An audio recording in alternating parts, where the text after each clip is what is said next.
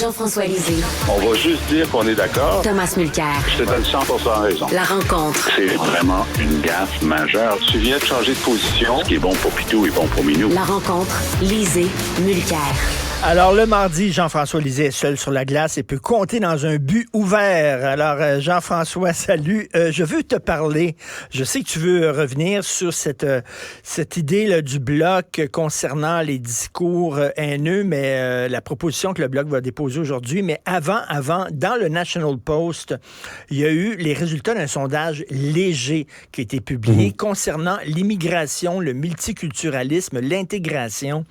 Et 55% des Canadiens croient que les nouveaux arrivants devraient être encouragés à embrasser les valeurs canadiennes et à abandonner tout ce qui, dans leur culture d'origine, est incompatible avec nos façons de vivre. 55% des Canadiens de race blanche et 56% des Canadiens racisés croient que la diversité est une lame à deux tranchants, que ça peut être bénéfique, mais ça peut être néfaste. 50% des Canadiens rejettent l'idée que certains groupes, certaines minorités devraient bénéficier de droits et de privilèges spéciaux. Bref, ils commencent à ressembler de plus en plus à nous autres. On est en train de contaminer le reste du pays. Jean-François? C'est scandaleux. Et il faut s'en aller avant que ça devienne plus grave. Mais écoute, moi je suis ces sondages-là depuis un certain temps, parce que je suis un consommateur de sondages, et il y a toujours eu une minorité significative de Canadiens anglais qui étaient d'accord avec la majorité des Québécois sur toutes ces questions-là, y compris la laïcité, y compris l'interdiction des signes religieux pour les fonctionnaires ou les employés de l'État. Et c'est que cette minorité n'a pas d'expression politique où que ce soit. Il n'y a aucun parti politique, sauf Maxime Bernier, qui relaie dans l'espace politique ces idées-là. Bon, et là, quand on regarde la progression sur la question de l'immigration à travers le temps, on s'aperçoit que le scepticisme face à l'immigration est en croissance année après année au Canada anglais. On a vu dans des sondages aussi sur l'acceptabilité de l'immigration que souvent le Québec était plus généreux que le reste du Canada. Ça a été vu à plusieurs reprises dans des sondages comparatifs, enfin des sondages qui segmentent par province. Mais là, effectivement, la crise du logement a en particulier réveillé énormément de Canadiens de toutes origines. Et c'est ça qui est intéressant. Alors, tu l'as bien noté, c'est les Canadiens nés au Canada et les Canadiens issus de l'immigration qui ont la même opinion parce qu'ils vivent la même crise du logement.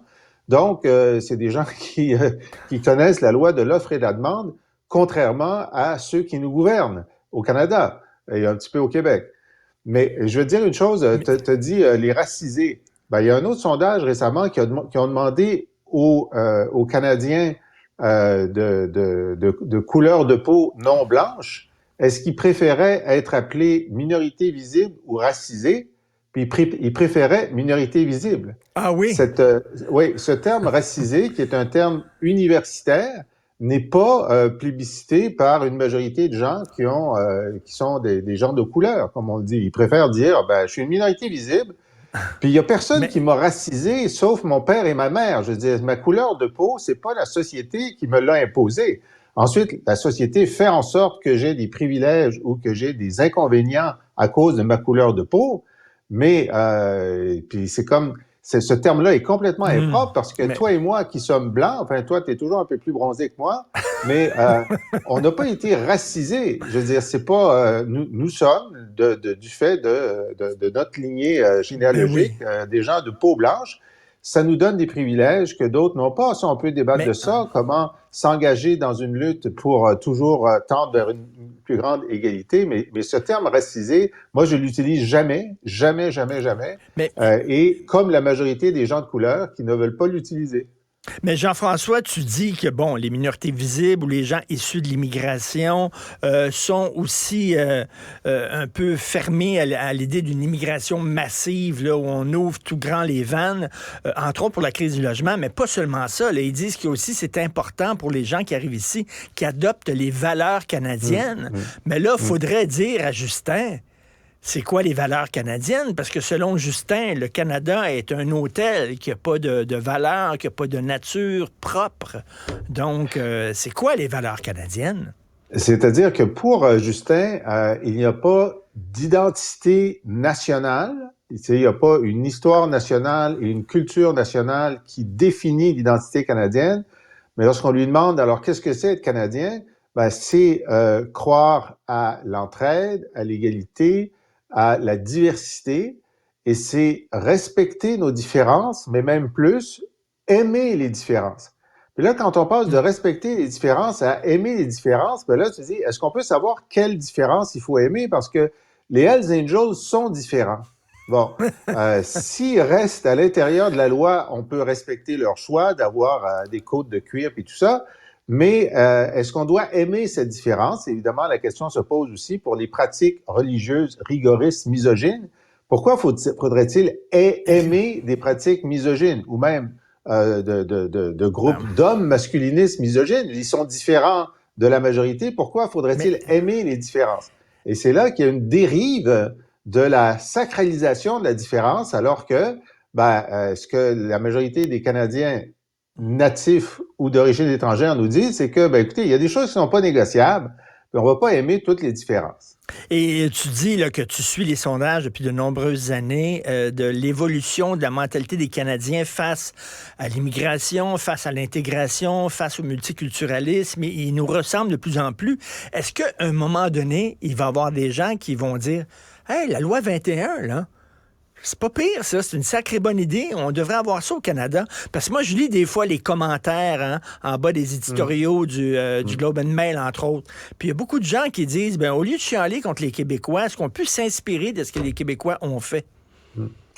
Ça, depuis le débat sur la Charte des valeurs, tout ça, il y a toujours eu entre 25 et 35% des Canadiens anglais qui étaient d'accord et qui voulaient une loi semblable. OK?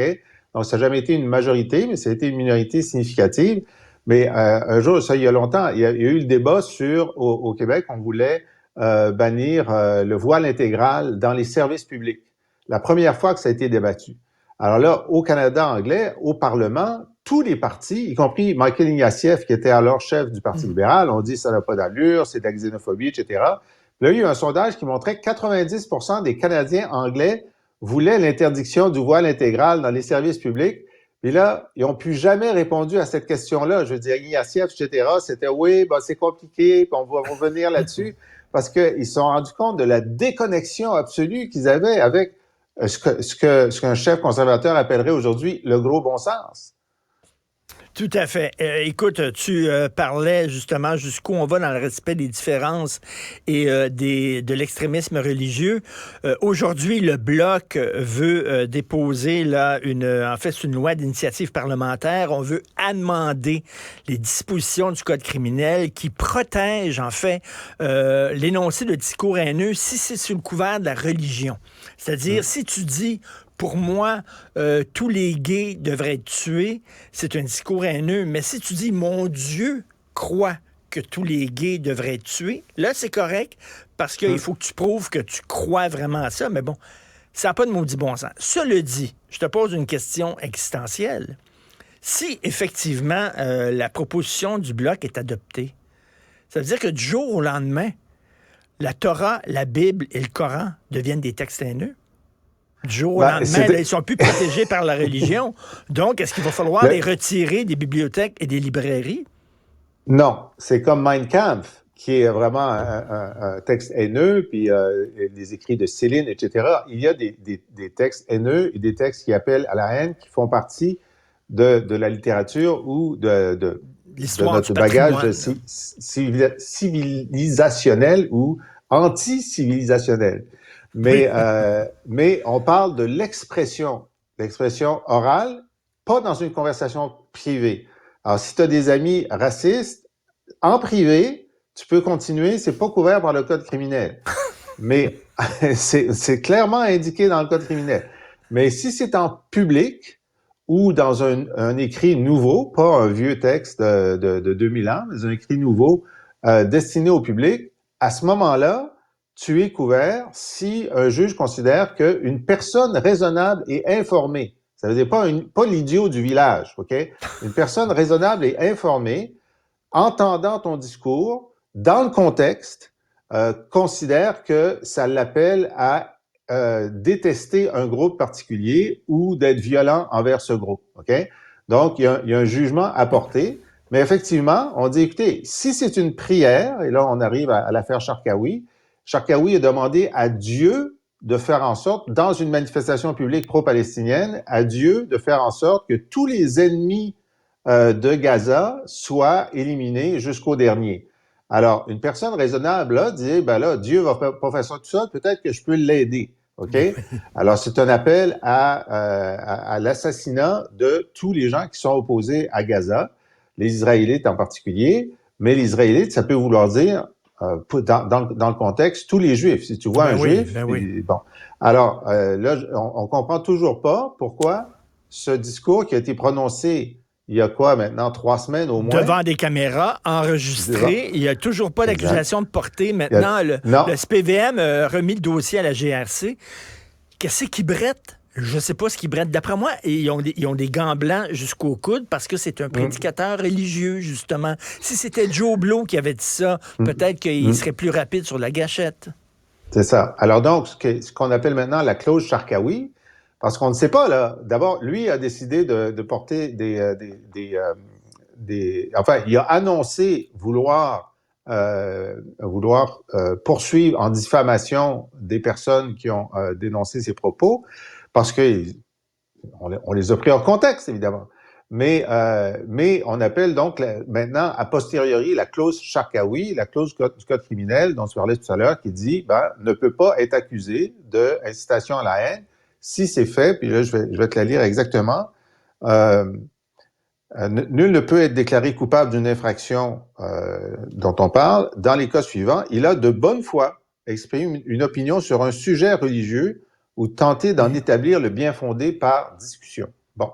Alors, c'est pas testé, hein. Comme Charkaoui n'est pas accusé, il peut pas tester la défense. Et puis il y a un autre article du Code qui est spécifiquement sur l'appel au génocide, quand tu veux appeler à tuer tout un peuple, puis on peut penser que c'est ce qu'il a fait.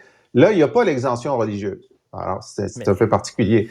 Alors, quoi qu'il en soit, là, la grande question, c'est que toi et moi et la plupart des auditeurs, on se dit, bon, ça n'a pas d'allure de protéger l'incitation à la haine sous prétexte de religieux, mais que vont dire les autres partis politiques? Le Parti libéral, le NPD et même le Parti conservateur, qui tous les trois courtisent le vote musulman. Et à l'intérieur du vote musulman, évidemment, l'immense majorité des musulmans sont même pas pratiquants, sont comme les chrétiens et les catholiques, ils vont à la mosquée 1 fois par année ou 2 fois par année, mais les gens les plus actifs politiquement parmi les musulmans sont ceux qui disent qu'il faut non seulement protéger le discours religieux contre le code criminel, mais même, il faudrait aller plus loin et interdire le blasphème dans le code criminel, c'est leur position. Alors là, on va voir qui a une colonne vertébrale ou non sur une question sensible, et on peut remercier le Bloc d'agir comme révélateur. Ce qui va être intéressant, c'est de voir ce que les 3 autres partis vont dire.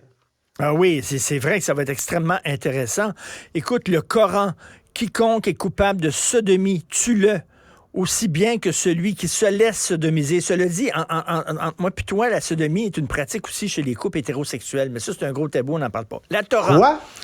Oui. Quoi? La Torah. Tu ne coucheras pas avec un homme car c'est une abomination. Et la Bible, il faut condamner par l'épée. Par l'épée, les hommes qui s'accouplent comme des femmes.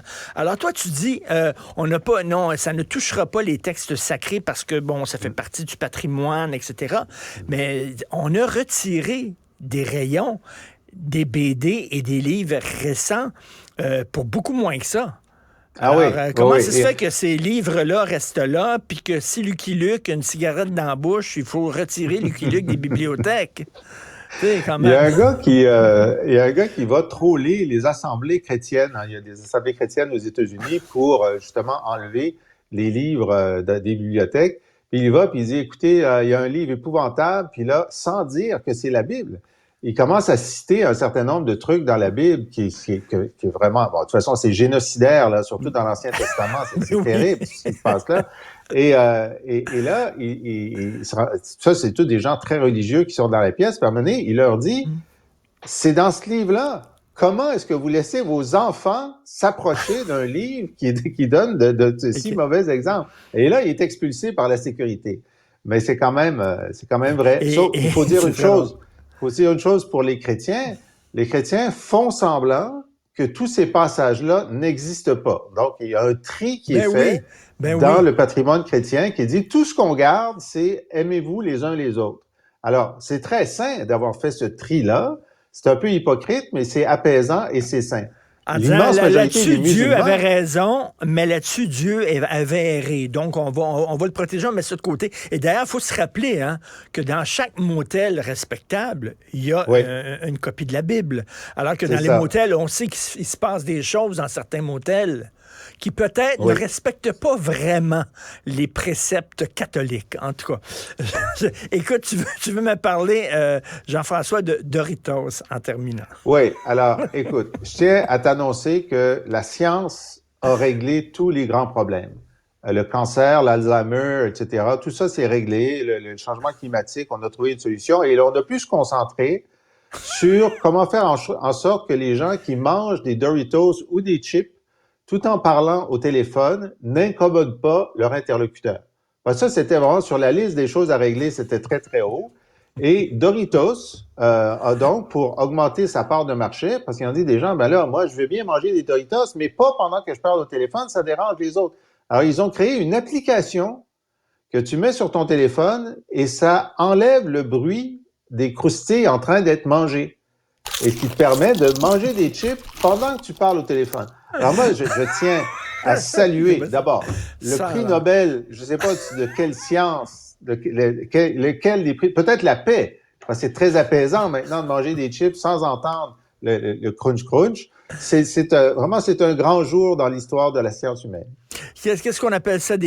C'était un problème de riches? Un problème de first world problem, comme on dit. Là. First world problem, absolument. Alors, c'est réglé. Donc, on va pouvoir maintenant se parler avec la bouche pleine de Doritos. Merci, Jean-François. Merci à toi. Salut. À demain. Alors, si vous voulez vous faire parvenir le dernier ouvrage de Jean-François Lisée, Par la bouche de mes crayons, qui est un recueil de ses excellentes chroniques du devoir, ou alors vous abonner à son excellent balado au cours duquel il revient sur les grandes dates de l'histoire du Québec, allez sur laboîtealisée.com.